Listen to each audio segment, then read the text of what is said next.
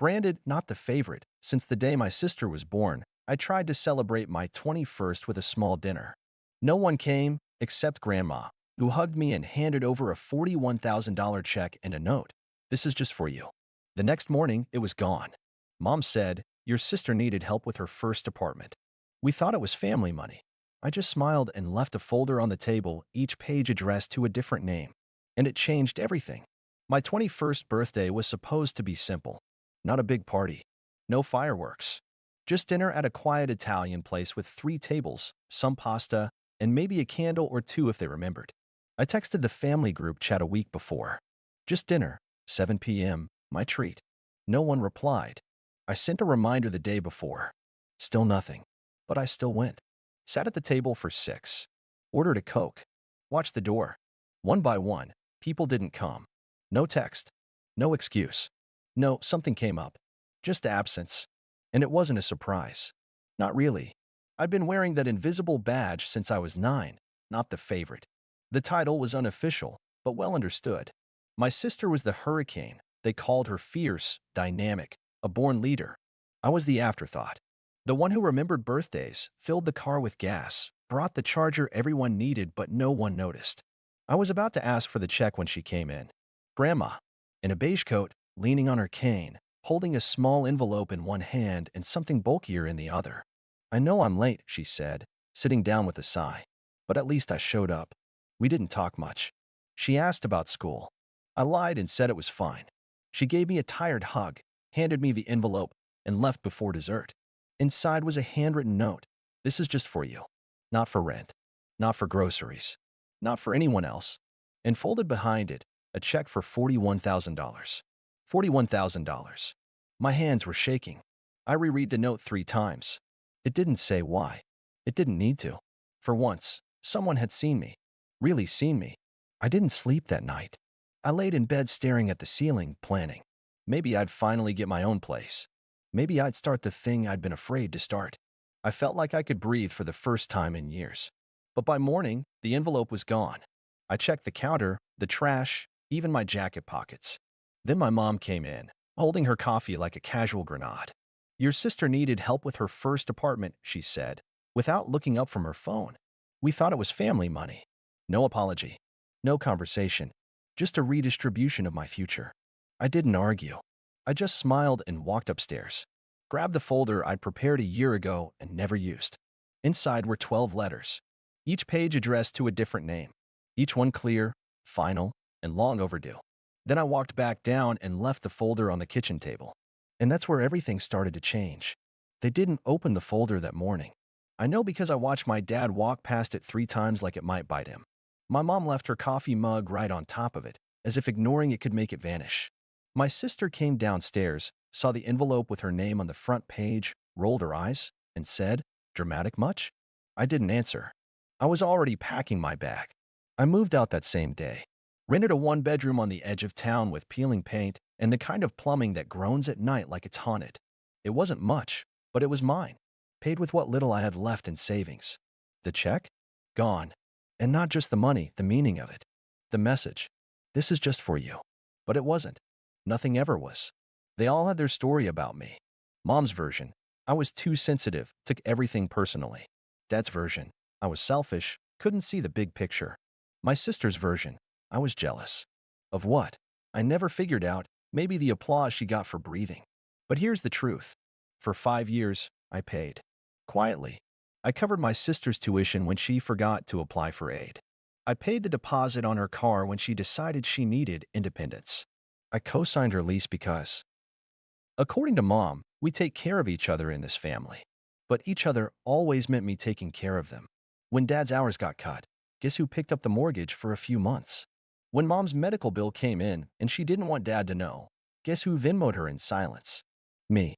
And every time I did, they found a way to remind me I was still somehow disappointing them. Why don't you come to church more? You should call your grandparents. You've gained weight. You still single? You work too much. You don't smile anymore. They never said thank you. Not once. Instead, they said things like, it's what family does. But it wasn't what family did. It was what I did. They just received. They expected. They consumed. My sister lived rent-free for 2 years while calling me emotionally immature in group chats she forgot I was in. Mom once told me, we all have our roles. Yours is stability, like I was some living, breathing utility. And when I finally stopped, when the money stopped flowing, the illusion shattered fast. Mom called the day rent was due. No hello. Just, did you forget to send it? I said, no. I remembered not to. She called me cruel. Dad left a voicemail that was basically a sermon about loyalty. You're punishing your own blood over some check? And my sister? She texted, you're ruining everything. Do you know how this makes me look? Like that was the concern. I ignored them for a week. I needed to see what would happen when the well dried up. The answer? Chaos. Within 10 days, they turned on each other. Mom blamed Dad for not stepping up. Dad blamed Mom for raising a daughter who couldn't budget. My sister blamed both of them and started posting vague quotes online like, sometimes family is just a social construct. I laughed harder than I should have. Then they found the folder. Each letter was surgical. Clean. I wrote them months ago when I first realized I was suffocating. They weren't angry, just factual. I listed the totals, how much I'd paid, for whom, and when. I wrote what I was no longer doing. And most importantly, why. I'm done financing disrespect. 12 versions of that line, each tailored for the recipient. My cousin got hers and texted, this is cold. I replied, not as cold as being laughed at while I paid your parking tickets. She blocked me. The rest didn't reply. Silence, at last. But silence has weight. It presses on your chest. It tells you what words never will. And after 2 weeks, that silence broke, not with an apology, but a threat. If you don't help us, my mom said, your sister might end up homeless. And all I could say was, that's between her and her choices. That's when they knew. I wasn't coming back. Saying no felt like falling off a cliff. But the ground never came. The messages kept coming, first from my sister, then from Mom, then from numbers I didn't recognize. Fake calm tones, fake concern. Then guilt. Then rage. You've changed. You're not the Mason I grew up with. Grandma would be disappointed in you. She wouldn't. She saw this coming. That's why she gave me that money and that note. She knew they'd take it. Knew they'd say family money, like I wasn't part of that definition. 3 weeks after I cut them off, the calls changed tone. My dad, normally too proud to ask for anything, left a voicemail like he was reading from a hostage script.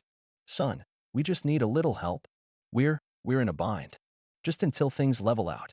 Then, right at the end, he broke character. This is still your family. You owe something. There it was. Oh. The word hit harder than I expected. Not love, not miss, not care. Just owe. Like all those years I was paying their bills and taking their insults was some invisible loan I was now defaulting on. I called him back. Not to explain. Not to justify. Just to say this. No one owes respect to people who mock them and take their wallet on the way out. Click. He didn't call again. The next bomb dropped 2 days later. A text from my sister. The landlord's filed eviction. We have 7 days. I let it sit unread. 12 hours later, another. We're crashing at Mom and Dad's. It's humiliating. Ethan's pissed. Thanks for nothing. So there it was. The great fall from grace. My sister, the family princess, back in her teenage bedroom with glitter stickers on the wall and a boyfriend who couldn't stand the sound of my mom's blender in the morning. Ethan didn't last. My cousin told me he packed up and left 2 days in. Said the house gave him a migraine. He called it a museum of passive aggression. He wasn't wrong. I imagined him dragging his duffel bag past the family photos. The one from my sister's graduation front and center. My college photos? Never even framed. Not once. Meanwhile, my mom was melting down. She sent me a voice message that sounded like a mix between prayer and threat. We were counting on you. You said you'd help us get through this season. This season. Like I was a harvest they'd planted and were mad the crops didn't come in. So I replied, season's over. The soil's dry. I thought that would end it. But they always had one last card, pity. My mom invited me over for dinner. Said she made my favorite. Just come. We'll talk. No pressure. I said yes. I wanted to see how far the cracks had spread. When I walked in, the house felt wrong. Dimmer. Quieter. Not because it was peaceful, but because it was waiting. Like a set before the actors arrive. My dad sat with a stack of bills beside his plate. My mom tried to smile, but it came out brittle. My sister didn't show up. Headache, they said. Sure. They made small talk. Work. Weather. That new show on Netflix. I gave short answers. I was waiting. Finally, my mom leaned in. We're struggling. There it was. The confession wrapped in manipulation. Not, we're sorry. Not, we messed up. Just, we're struggling. And then she asked the real question. If you could help, just this once. I cut her off. Calmly. Clearly. You mocked me for being quiet, for being boring, for not being enough. While I was paying your rent, her car, this mortgage. And the minute I stopped, suddenly I'm cruel? No. I'm just tired. My dad tried to say something. I stopped him. You don't get to beg from someone you won't even look in the eye unless there's a transfer coming. The silence was deep. Hollow. I finished my water, stood up, and said, 1 month from now, I'll host something. One last thing. And I'll tell you what happens next. Whether I help again or never speak to you at all. That's the deal. My mom didn't answer. My dad just nodded, like he knew the deal wasn't in his favor. I left before dessert. Stopped at a drive-thru on the way home, burger in hand, sitting in silence. And in that moment, I felt something I hadn't felt since I was a kid. Not rage. Not revenge. Control. For the first time, I wasn't the safety net. I was the storm. I didn't tell them what the picnic was. Just sent a message in the old family group chat. Same one they ignored on my birthday. Picnic. Saturday. 1 p.m. The old park. Just us. No emojis. No explanations. I knew they'd come. Not because they cared, but because they were curious. Because they were hungry, not for food, but for control. They thought it was an ambush or a soft apology. Maybe they believed I'd show up with checks like last time, pretend nothing happened, and return to my role. The quiet donor. The walking wallet. The family joke who paid for the punchline. They were wrong. I arrived early. Set up a folding table, 5 water bottles, and 1 paper bag with sandwiches. No decorations. No chairs except one. Mine. They came dressed like it was Easter brunch. My sister in a cream dress with heels she couldn't afford. My mom with her hair done and her best fake pearls. My dad wore cologne so strong I smelled him before I saw him. They smiled. Too wide. I didn't. We sat. Awkward, circular silence. I let it stew. Then I dropped the folder on the table. 3 envelopes. My sister grabbed hers first, eyes already narrowing. What's this? A bill. An offer. She opened it. Read one line. Laughed. You're kidding me. A job? A part-time assistant at some clinic? That's your big reveal. No, I said. That's your chance. She shoved the paper away like it was toxic. You're not serious. I am. My mom opened hers slower. Read every word like she expected a catch. A soup kitchen, she said, voice tight. You want me to chop carrots with people who talk to themselves? No, I replied. I want you to do something useful. Instead of waiting for me to pay your bills and then tell everyone how ungrateful I am. My dad didn't open his. Just stared at the envelope like it might explode. What is this, Mason, he said. Some twisted power trip? No. This is the first time you've all been offered real help instead of money. And you're angry because it means you have to show up. My sister stood. You're sick. You're trying to humiliate us. No, I said, standing too. You did that yourselves. I'm just the first person who stopped pretending you didn't. And that's when it happened. The twist no one saw coming. My grandmother walked out from behind the old gazebo. She'd been there the whole time. Quiet. Watching. Same beige coat. Same cane. Same eyes that saw through everything. She walked toward us like the ghost of better judgment. And then she spoke. Mason told me everything, she said. About the money. About the check. My mom flinched. You had no right, Grandma said coldly. That money was mine. It wasn't family money. It was a gift. To him. My mom tried to speak. Grandma raised her hand. Silence. I'm the reason we're even having this picnic, she continued. Because I told Mason, if he was going to draw the line, you better carve it in stone. She turned to my sister. You stole from him. Then laughed behind his back. To my dad. You watched it happen. Then blamed him for being angry. To my mom. You raised a daughter who thinks money comes with entitlement and a son you thought would never fight back. And then to me. She handed me another envelope. Read it. I opened it with shaky fingers. Inside, a deed. To a small cabin out in the woods. Paid in full. I sold my house last month, she said. Moved into assisted living. No more garden. No more repairs. And I knew, they'd try to take from you again. She looked at the rest of them. This is the last gift I'm ever giving anyone. And I'm giving it to the only person in this family who knows what it means to earn something. No one spoke. My dad looked like he'd swallowed sand. My mom's mouth opened, then closed again. My sister just stared at the grass, stunned into a silence she hadn't known since middle school. I put the envelope in my backpack, and then I said the last thing I needed to say. You mocked me. I paid your rent, your mortgage, your mistakes.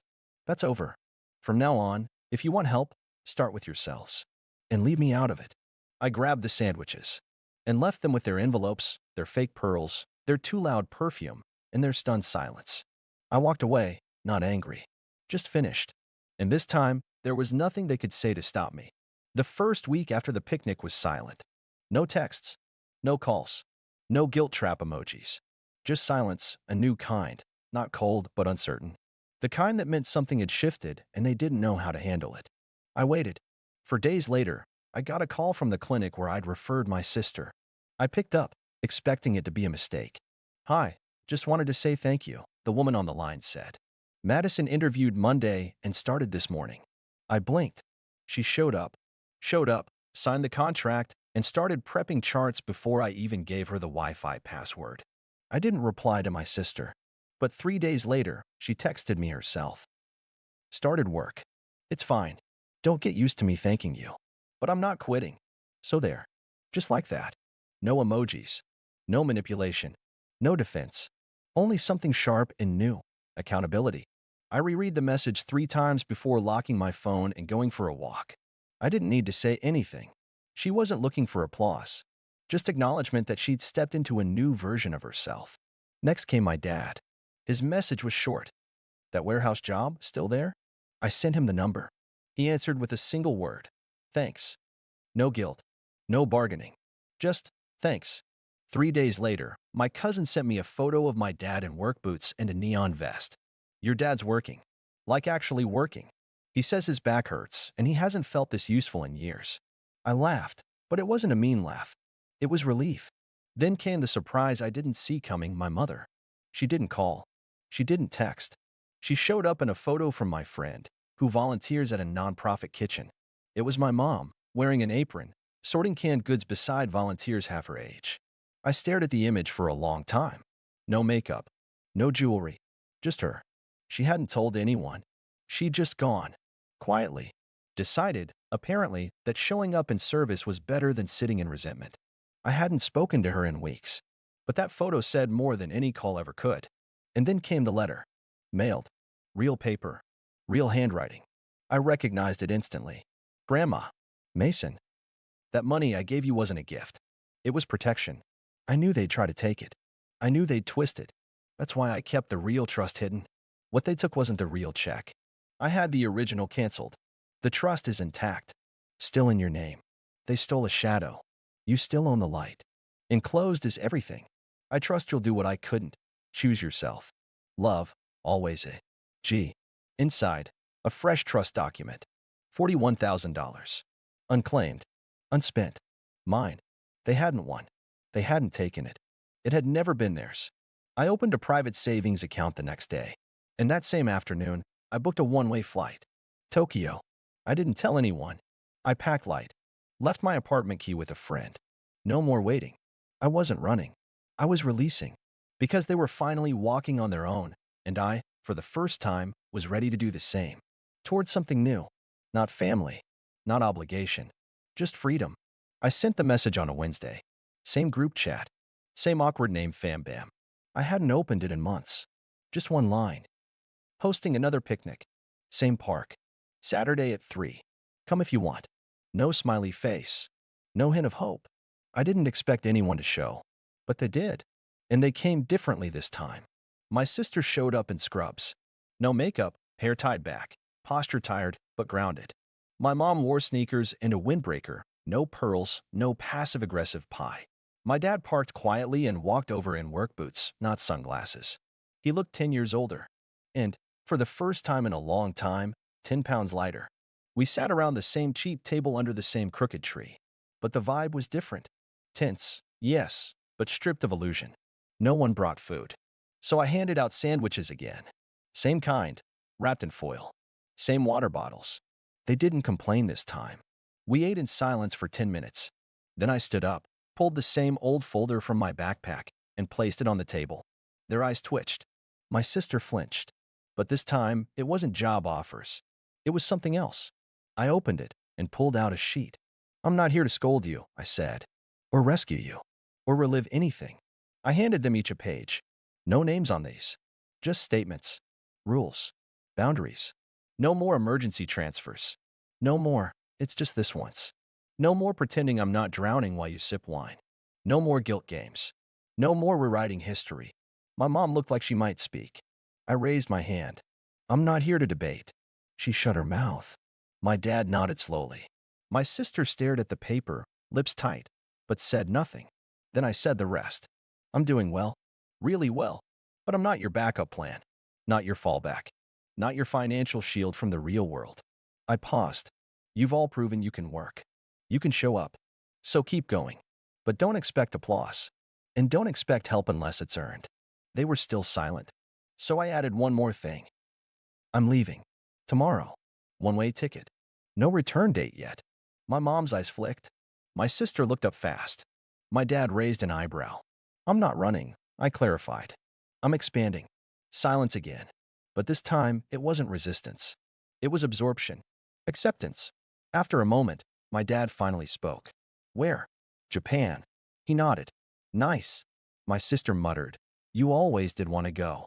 And my mom, quiet, fragile mom, just said, good. No tears. No pleas. Just understanding. That was the shift. The apology didn't come with flowers or speeches. It came in small things. My sister showing up in her work uniform. My dad listening instead of talking. My mom letting silence speak. And when the sandwiches were gone, we stood. No one hugged.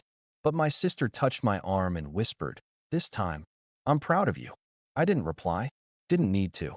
They walked to their cars. No drama. No explosions. Just the sound of gravel under change. I sat for a while after they left. Alone, but not lonely. I watched the wind pull at the corners of the old job listings still stuffed in the folder. And for the first time, they weren't a warning. They were proof that people can change, that silence can heal, that sometimes the loudest revolution is walking away and not checking if anyone follows. 2 weeks later, I was walking through a Tokyo alleyway at night. Paper lanterns swaying, the sound of rain on stone. No texts, no calls, just peace. Then my phone buzzed. A photo from my dad, a grill he'd bought. Caption, paid for it with my own paycheck. A few minutes later, an email from my mom. A flyer, local food drive. No request for money, just a simple line. If you know anyone who wants to help. And that same night, my sister posted a selfie. In scrubs. In a clinic bathroom. No caption, just a mirror. For once, it reflected all of us. Not perfect, not fixed, but finally real. And me? I didn't reply. I didn't need to. Because for the first time ever, they weren't looking for a hero. Just themselves. And that was the only ending I ever needed.